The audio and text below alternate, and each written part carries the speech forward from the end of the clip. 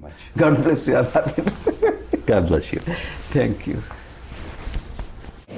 They say that every 15 or 20 minutes, this is okay. I just wanted to know if you could elaborate something on that. Okay, so the second question is related to breath. So I am optimistic. I am hopeful of there is more understanding, more love, more joy, and this world will be a better world. What's the key element that will cause that to come about?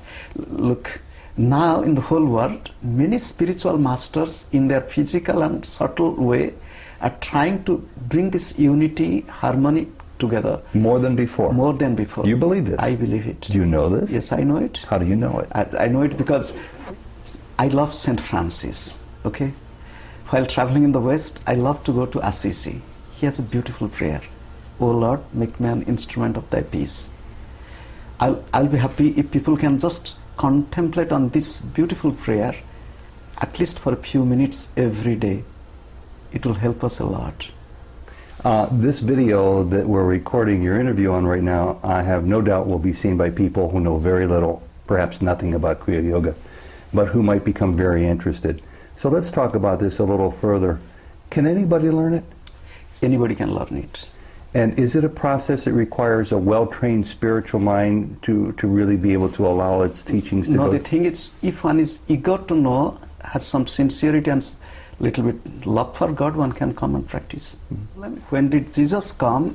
During his time, can you tell that he didn't face any trouble or difficulties?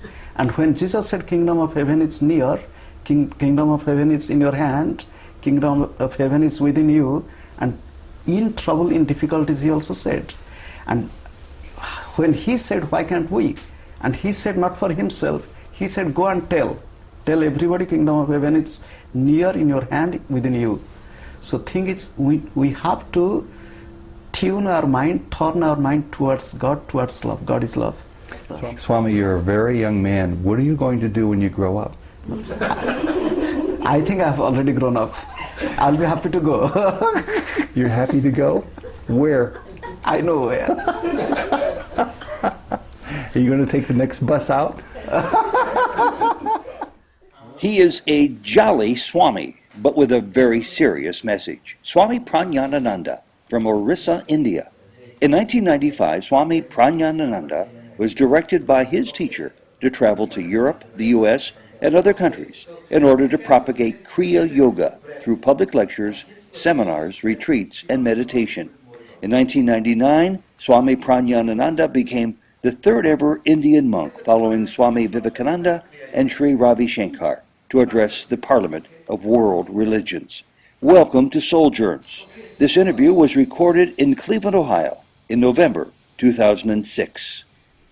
Swami Prajnanananda, good morning. Good morning. It's such a pleasure to have you here in our midst in northeastern Ohio. I'm curious to begin with, when you first realized as a young man, as an adult, or perhaps even as a small young boy, when you discovered the spiritual path? Okay. This is a difficult question, but it is a beautiful one. Why is it difficult? Difficult means it has something to tell which many people may not believe. I believed in dreams. Okay? Mm-hmm. I remember this dream as a little boy. So and the dream brought a lots of change in my life. The dream was, I was a little boy. I was in the dream going to my school. On the way, a big snake came to me and coiled in my front. It did? It did, in dream. In your dream? I bowed down to the snake without any fear. And we had a beautiful conversation.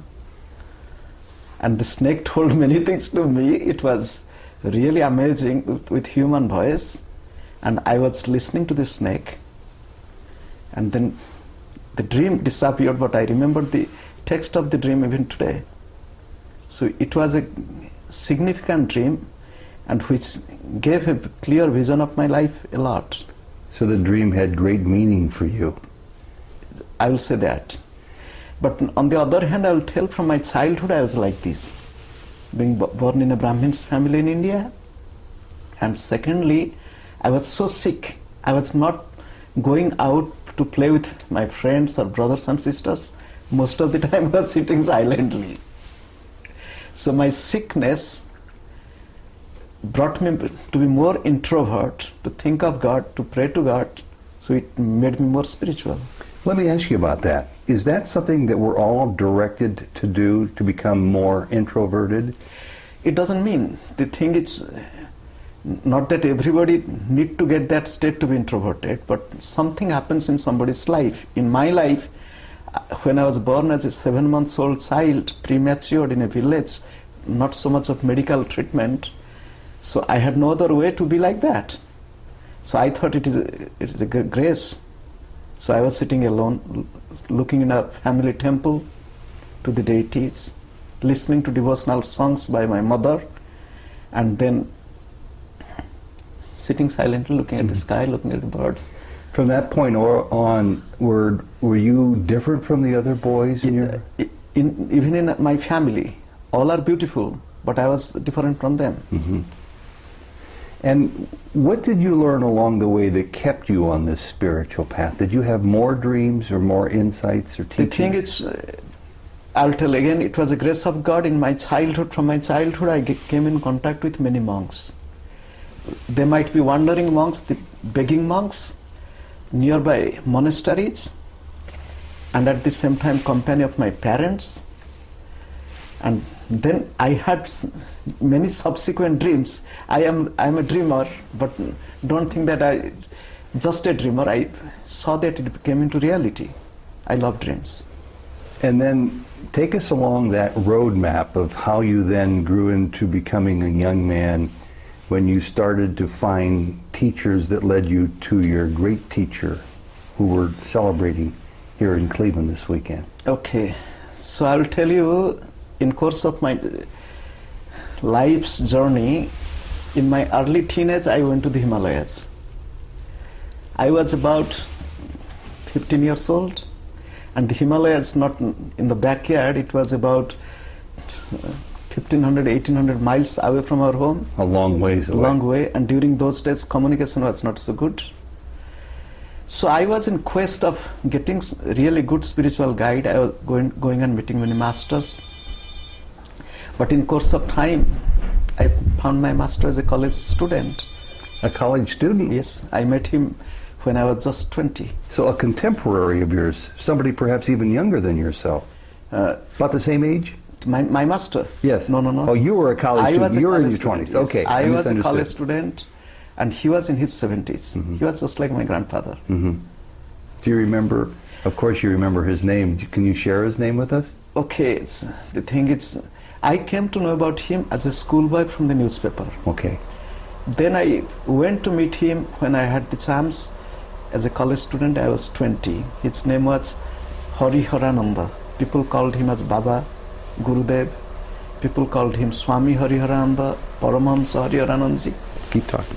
So when I came to him as a college student, initially I didn't accept him that he's my guide. Mm-hmm.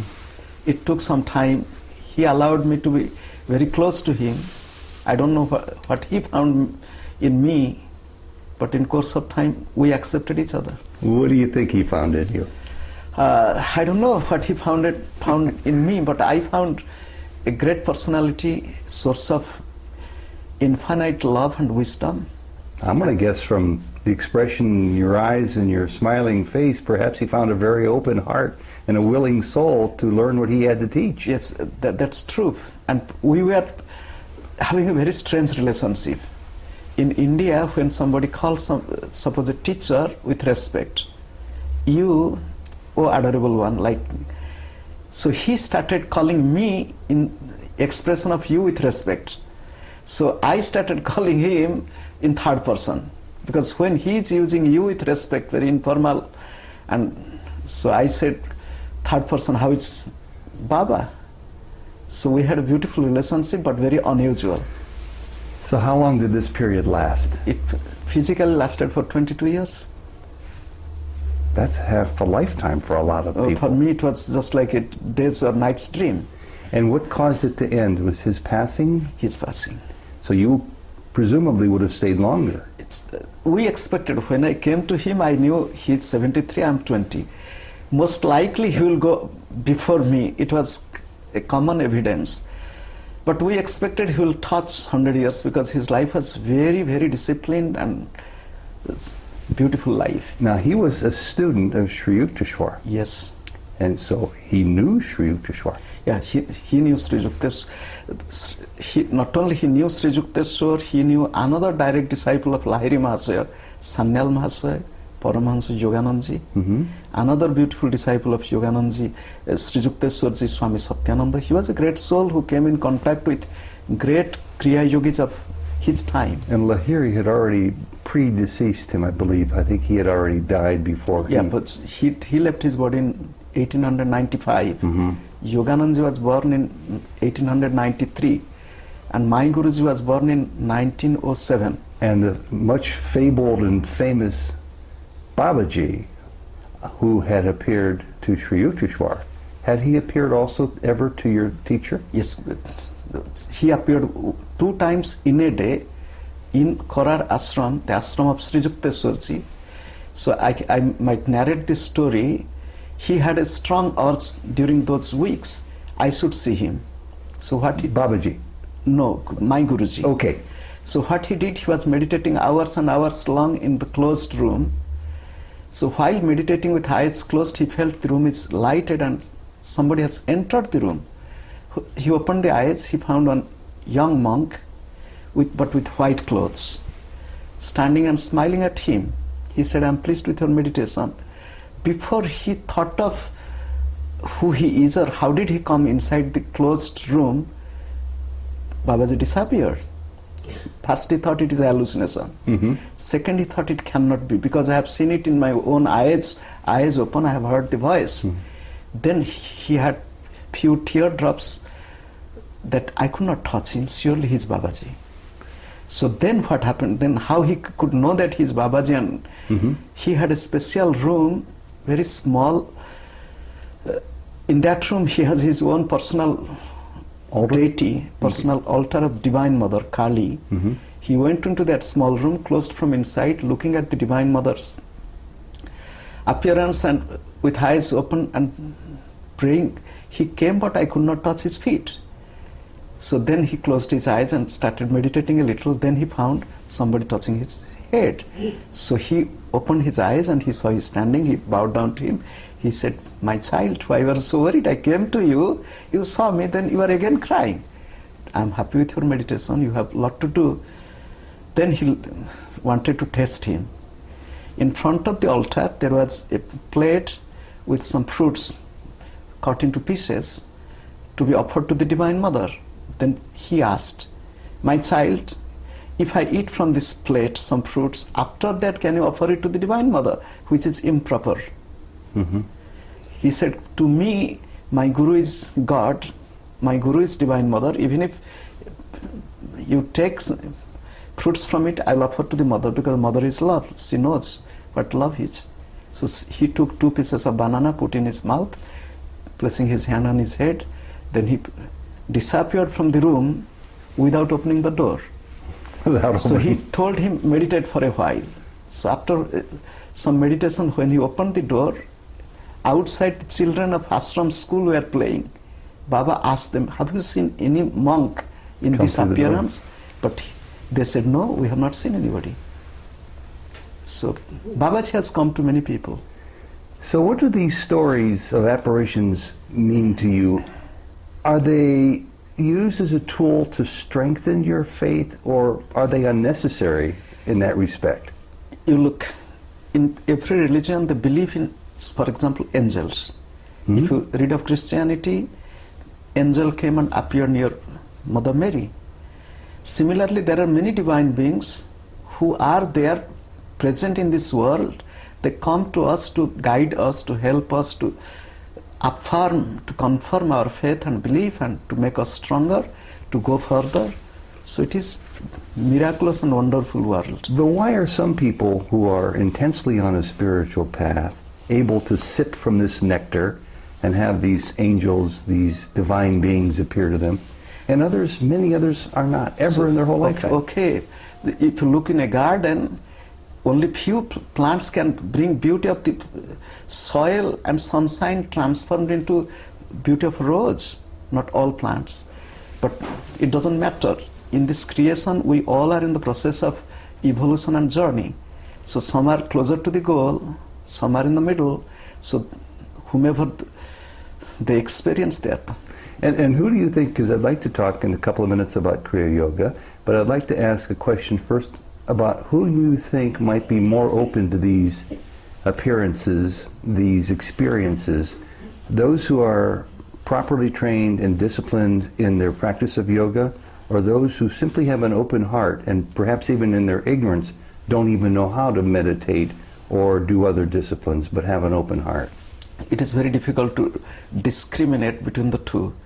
Through discipline, through prayer, through meditation, heart opens up. In some people, maybe through grace or some past karma, who knows? But both are beautiful. It doesn't matter whether out of ignorance they know it or not, they have opened and beautiful heart, or through prayer and meditation with discipline they have opened up themselves. It doesn't matter. Open heart is a beautiful place, the altar of God. Whoever is in possession of it, they are fortunate and beautiful. I adore them. So was your teacher then, who as a student himself no doubt learned Kriya Yoga from Shri Yukteswar, was he your teacher of this meditation also? Yes. He came to, actually, his Guruji Sri Yukteswarji in his 20s. In his 20s? 20s. In the year 1932, when he was 25, he met Sri Yukteswarji and learned the technique. In 1935, when Yoganandaji was in India, during that period, my Guruji also met Yoganandaji with the direction of Sri Yukteswarji, go to him and learn the second level of Kriya. So my Guruji learned the preliminary, the first level of Kriya from Sri Yukteswar, second level of Kriya from Yoganandaji, and then all other higher Kriyas from two other great masters. So he learned the levels of Kriya from 4 different masters. Tremendous blessing on his part. One little parenthetical question here along the way. I'm always surprised when I speak to my friends from India who know so little about Yogananda, and yet those in the West seem to know so much. Now, clearly, he came to the West to teach us about Kriya Yoga, about his lineage. But is it true that he is not well known in India? His teachings? No, he is known, but what happened in the West, he lived such a good period of time, more than 32 years, and spreading the message of Kriya Yoga and spirituality to the Western seekers. So he is more popular in West if you compare in India. Just like if you go to India, there was a great spiritual master who came to the West, to USA in 1893, Swami Vivekananda. Very few know in the West, but everybody knows in India. It is a beautiful contrast.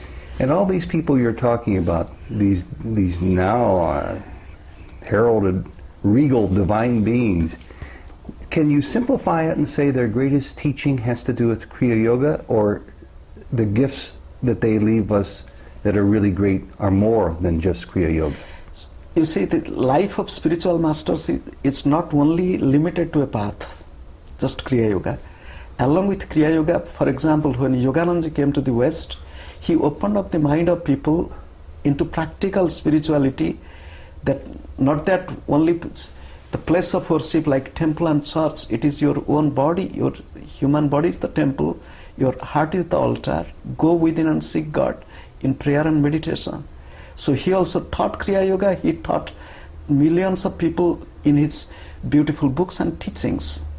People, those who have not even learned or practiced Kriya Yoga, have been really inspired and motivated into spiritual path through his books. So you can't say his life was only for Kriya Yoga.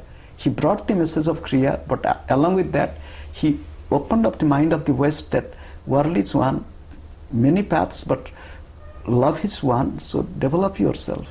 Hence it's become a world bestseller. I know many people such as myself who perhaps over the last 20, 30 years read Autobiography of a Yogi and really never participated in or became initiated perhaps in Kriya Yoga, but started to see themselves change with their path towards spirituality, growing True. deeper and deeper. I agree completely. Yeah. And then somewhere along the line, they become refamiliar with it and go further along towards Kriya Yoga. I feel like I have a lot of questions to ask, and it may be a little bit rambling, so permit me to go into a couple of different directions right now. In rereading Autobiography of a Yogi, the teacher of your teacher, Shri appeared to Yogananda. And there's a chapter 43 in the book which details, in minute detail, as far as I'm concerned, revelations about the physical world, astral and causal world that I've never seen come together quite like that before. What are we to make of the continuation of life when we're raised in the West, no matter what the religion might be, that teaches us very narrowly what to expect of life beyond this life? And then we're confronted with the understanding that Yogananda learns firsthand from his teacher, after his teacher died, about the afterlife. What are we to learn from this newer, higher dimension explained by Yogananda? Okay, human life is not limited with this physical body or this physical world. For example, just analyze everyday's experience of sleep. When you go to sleep, you dream. What happens during your dream? Till now, the modern psychologists speak that dream is nothing but the play of subconscious mind, but they are limited again with the play of the mind to a narrow extent. They do not know much more beyond it. You dreamt something and same thing happening 2 days after. Can any psychologist explain how did it happen? I dreamt of this and I see this same thing happening.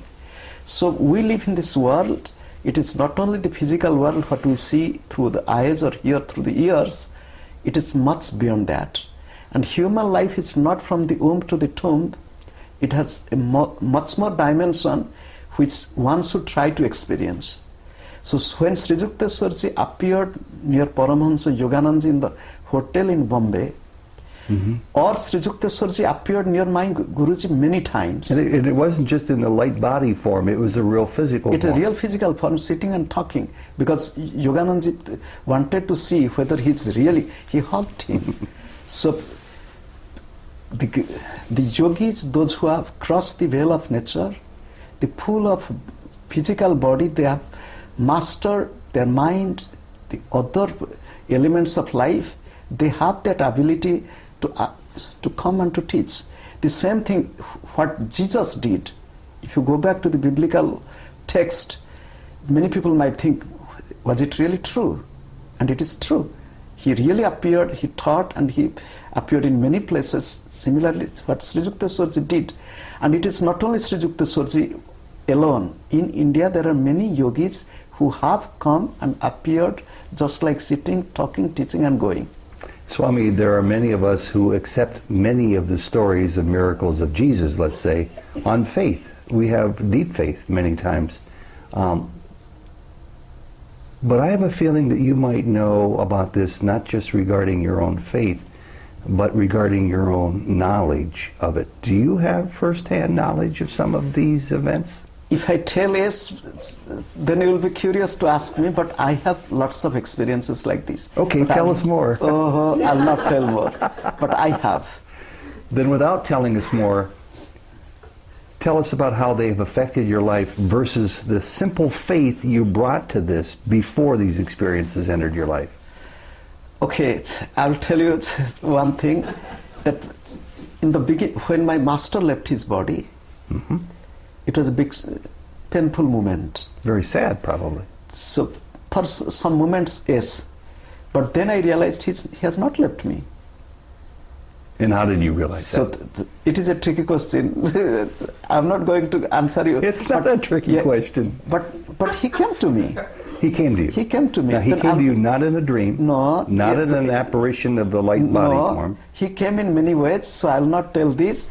I am just telling that the life is not ending with the death. It has a much more journey. And while ordinary people, they are afraid of death, the spiritual people, they welcome death because with the physical death, they have more potentiality to do many things which they could not do with their physical body or limited mind. So why is there fear on earth if this is Because true? ordinary people don't know what death is.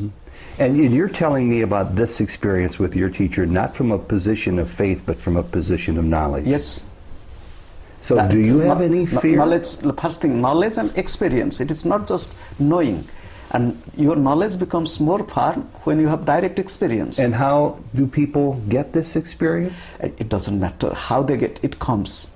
And it comes to them, maybe those who are ready or willing to, or on those who might have some grace. So here you are in the West, confronted by, I'm just going to guess, 99% of us for whom we contend meditation is nearly impossible.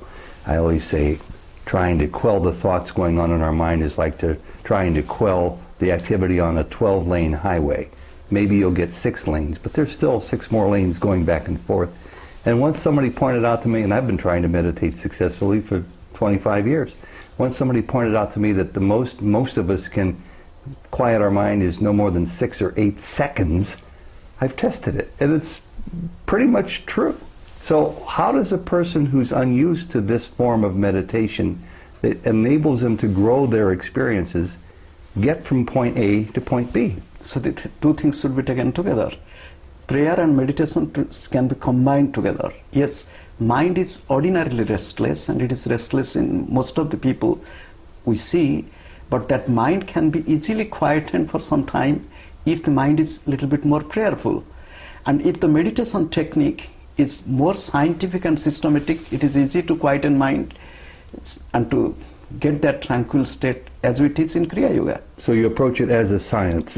Meditation is a science. And Kriya Yoga is not unlike other forms of meditation in that it's used to be a vehicle to get you into a deeper state of inner awareness, the way I understand it. And it's so effective for those who practice it. What's limited its expanding like wildfire? Okay, first thing, we live in this body. Okay, in this body, the most vital thing is your breath. Because of your breath, your physical activities, your mental activities going on. And your breath is restless, and it is not properly tuned to keep your awareness expanding continuously. So through the vehicle of breath, you can go into the source where you'll find your infinite awareness, your formless state. So through breath to go deep. 35 years ago, when I started this job I have now, in order to quell my mind and my body and my breathing, I paid $135 and learned transcendental meditation.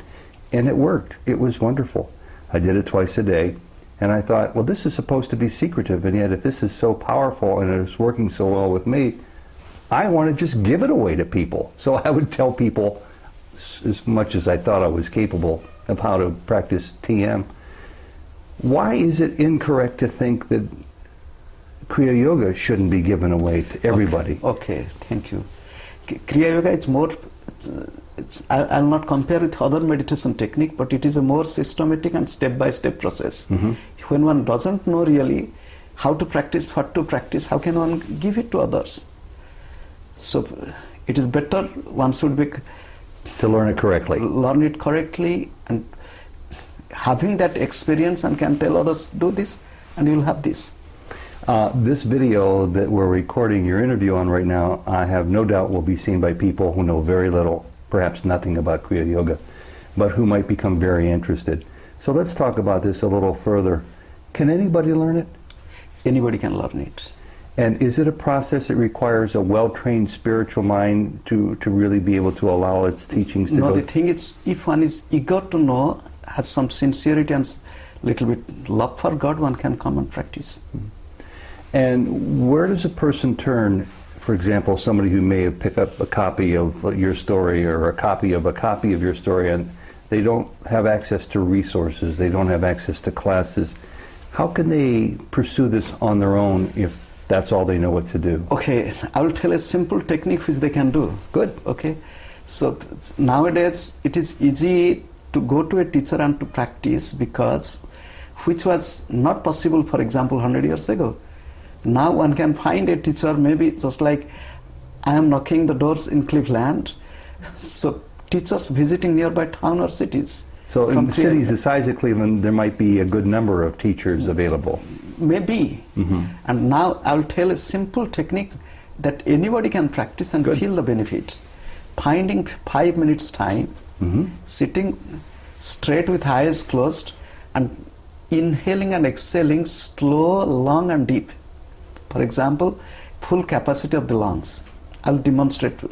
Okay. Closing the eyes and sitting little bit straight, wherever one is, sitting on the sofa or couch. Doesn't matter, one has to lift up the legs, it doesn't matter. And posture? Any comfortable posture. As we sit, just to keep the spine straight. Then to inhale slow, long, deep, and to exhale slow, long, deep.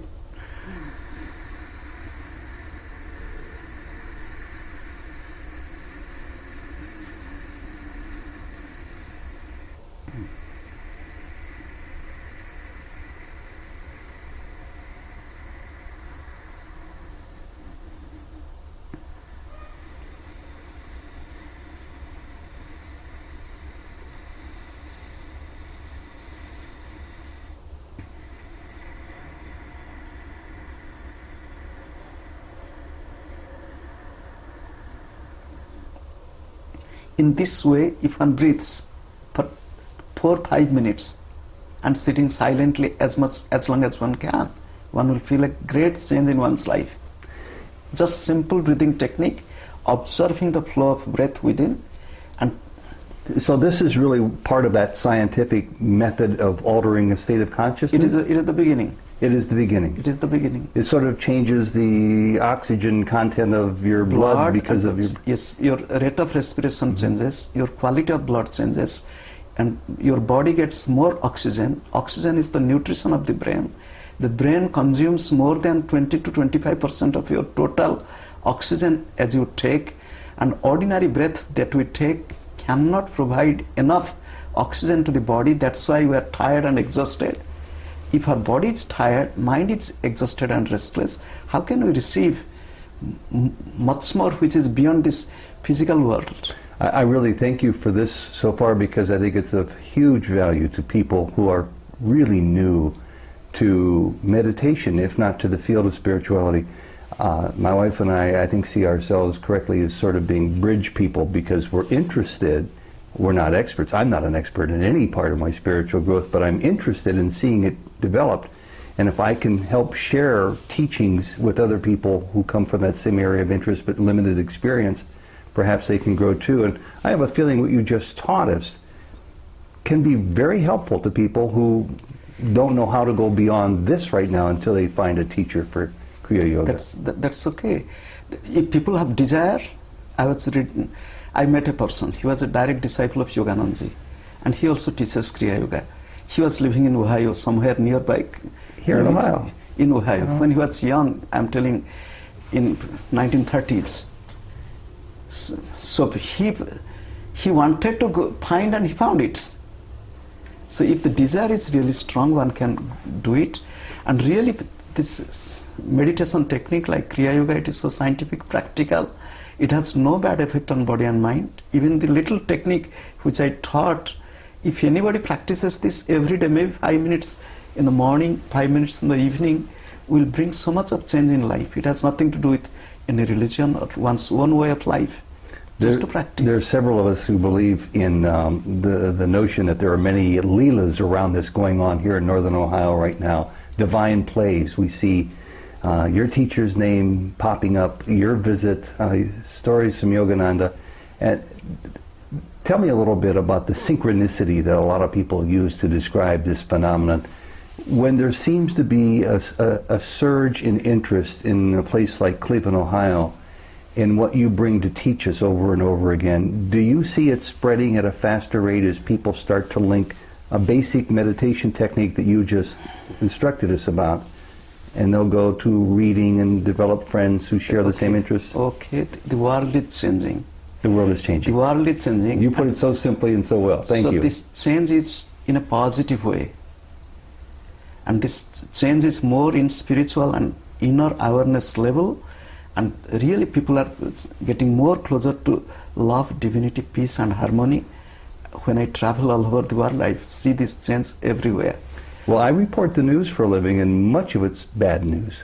How do you see the world The changing? thing is, unfortunately, our media or newspaper, they highlight negative things more than the positive things. And both things going on. Just like on this earth, in north now it is fall and winter is coming. If you go to southern hemisphere, to South America, Australia, beautiful spring is coming.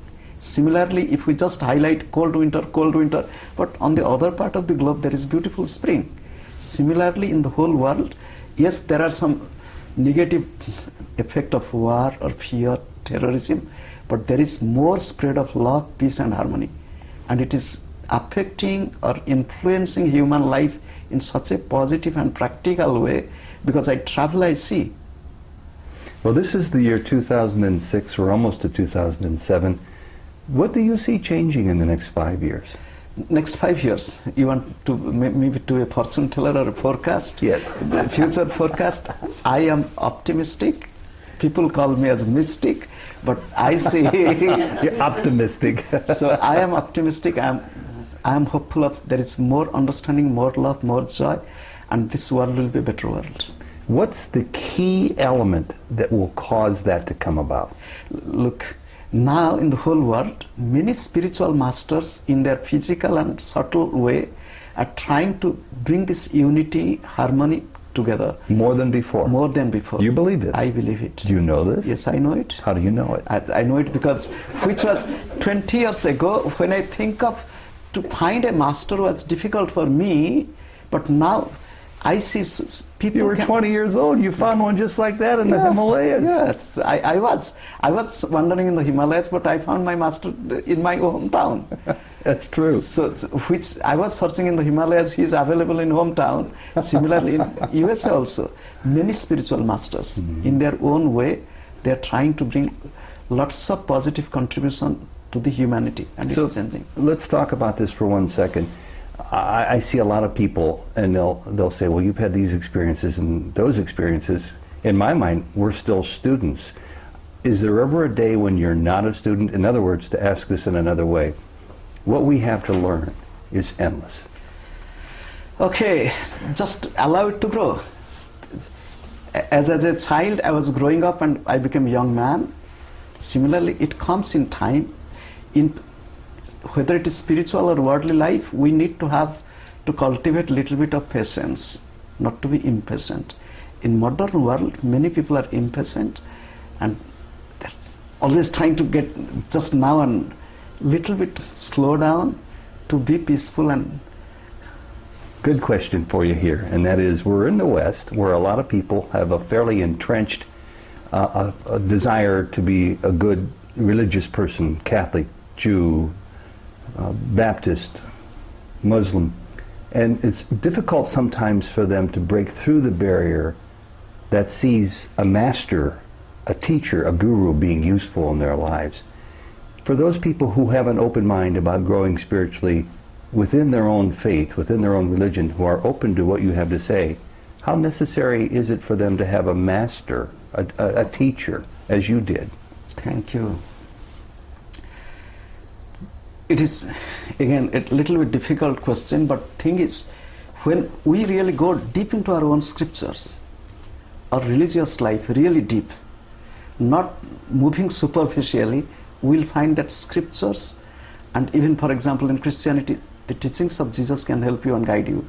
There is not necessarily that you should have and you should, but first, have you ever gone deep into your own scriptures? I ask many people in the West, I go to church also, I talk, I ask, have you really read the Bible? Many people say, a part of it. Many people say, here and there. I quote from the Bible. I have read the Bible from beginning to the end, word by word. And I found such beautiful spiritual treasure, but many people in the West don't read it. And they look for maybe some New Age book or some other book which will help me. But to go into deep, if one goes with prayer, with love, and one will find more treasure in it. So in a manner of speaking, people already have their masters. For Christians, it might be Christ. Yep, it is there, but when they do not understand or don't go deep into it, for example, if you have read, there is a beautiful book of Vivekanandaji, Second Coming of Christ. It's 2 volumes. 2 volumes. We just received it. The same teachings of Jesus, but in a very practical way. My wife calls that, by the way, the most important book she's ever seen. And that's quite, for her, that's quite a declaration. And then as I pick it up, and I'm intent on going through all 1,500 pages, it seems to be an expression of what Christ's message was through Yogananda, in very simple, comprehensible, yet very profound terms. On your spiritual quest, sometimes people think it must be difficult, the concepts that you grapple with, but you're suggesting that Yogananda is capable of writing about Christ and that perhaps we're all capable of exploring our own religions.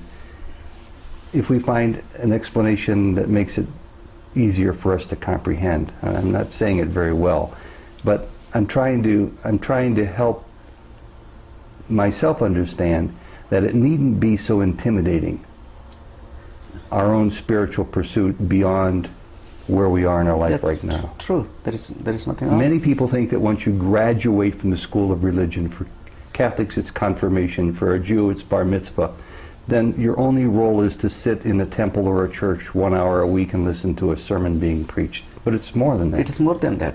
To make your life a continuous prayer, to make your house a living temple, to make your every activities are offering to God.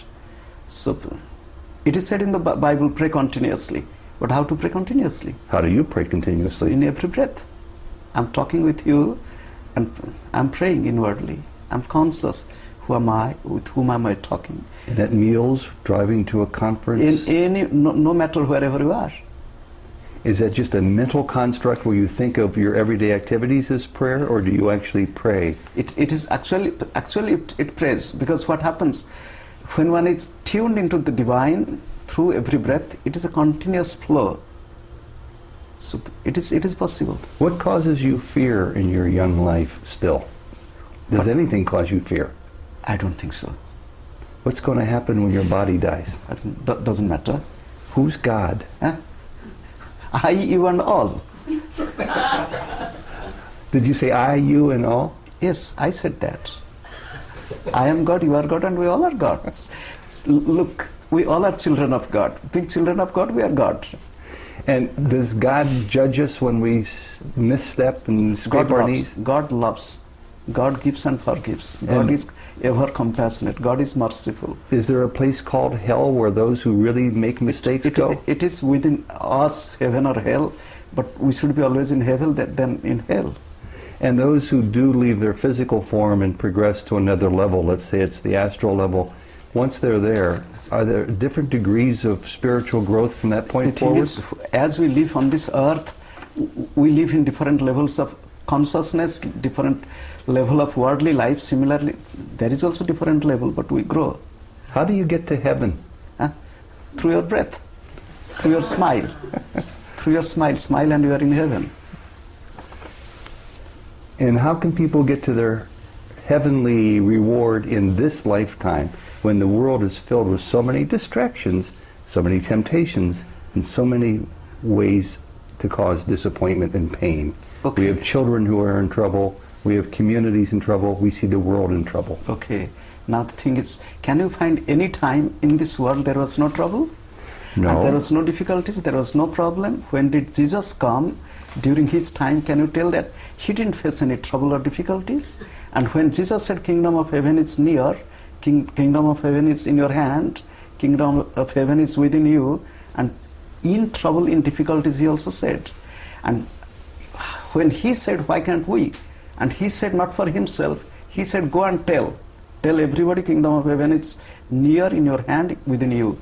So thing is, we have to tune our mind, turn our mind towards God, towards love. God is love. Swami, I have to believe you probably have some sisters or brothers, or perhaps your parents are still alive, or relatives. When they're in harm's way, when they're ill, when they're dying, or in physical pain, How is it possible for you or anyone else in your position to maintain a level of equanimity? Okay, thank you. It's year 2002, January, I faced the death of my own father, and December, I faced the death of my Guruji, okay, Yes. my teacher, in 1 year. So the day before my father's death, I visited him in hospital because he was in India and I went back from the West. When I went to him, he was in hospital and he had physical ailment. He looked at me and smiled at me. Can you imagine what he told me? What? He said, "My child, I was waiting for you. I'm happy to see you. I'm going." Okay? And when I wanted to stay a little longer, he said, "Don't waste your time sitting near me. Go and do some good work. I'm proud of you." Sort of like he was embarking on a journey to another country. I'm going. He told, "I'm going." The next morning, he finished his morning prayer and he took a little breakfast and then he told somebody, "Can you chant this?" And he left. And tell me how that helped you. He gave you a gift. Yes, he gave me a gift. So can you imagine the same?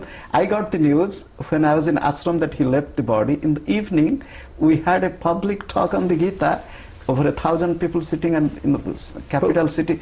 So people came afterwards and, "Did your father die? Are you not sad?"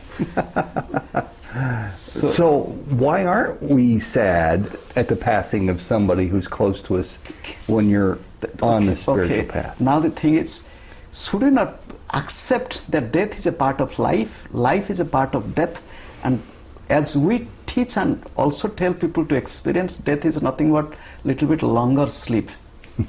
A little bit longer. A little bit longer sleep, that's all.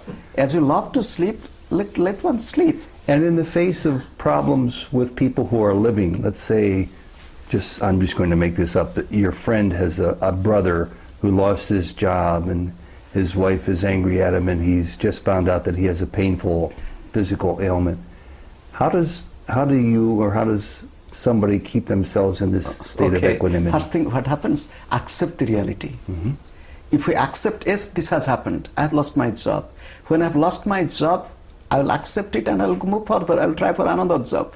Being unhappy or sad, I'm not going to get the job back, or it is not going to help me. Rather, with my positive and my optimistic outlook will help me. Okay, I'll and that's the same. further. It applies equally to people who are in physical pain or emotional pain. Everything that happens in our life has a big message. Or as a teacher, it's trying to teach us something wrong we have done or something better is waiting for us. I know you're here to talk about your teacher in Cleveland and also to talk about the initiation of people into Kriya Yoga and to talk about how those who have already been initiated into Kriya Yoga, how they can be supported and develop deeper understanding. That aside, what might be the most important message you could give somebody? The thing is, life is a beautiful opportunity and a gift. Let us use this life to make it a better one and to share it with others. Not that my life is only for myself. I'll try to make my life a better one and I'll help others to live a better life. And does there come a time when it's a little different because on your spiritual path, perhaps your teachers taught you to go within more and separate yourself from the rest of the world? Just like we sleep in the night, we separate ourselves from the body and the world, and we get up in the morning and we are in the world. Similarly, consciously in prayer and meditation, separate yourself from the play of body and mind, get tuned with the divine and open your eyes, be in the world with smiling face and go further. Swami, you're a very young man. What are you going to do when you grow up? I think I've already grown up. I'll be happy to go. You're happy to go? Where? I know where. Are you going to take the next bus out? One last request. Okay. You've given us such a valuable little morsel to chew on and think on regarding the technique you gave us for meditation. Can you give us another tool that might be useful before we say goodbye? Okay, thank you. I love St. Francis, okay? While traveling in the West, I love to go to Assisi. He has a beautiful prayer. "O Lord, make me an instrument of thy peace." I'll be happy if people can just contemplate on this beautiful prayer, at least for a few minutes every day. It will help us a lot. Swami, thank you very much. God bless you. I'm happy. God bless you. Thank you. Okay. The question is about the sound of silence. Thank you. Any more question? In breathing, they say that every 15 or 20 minutes, this is okay. I just wanted to know if you could elaborate something on that. Okay, so the second question is related to breath. And his question is that he wants to know a little bit more about it. Okay. Now, anybody? What is the difference between Hatha Yoga and Kriya Yoga? Third question.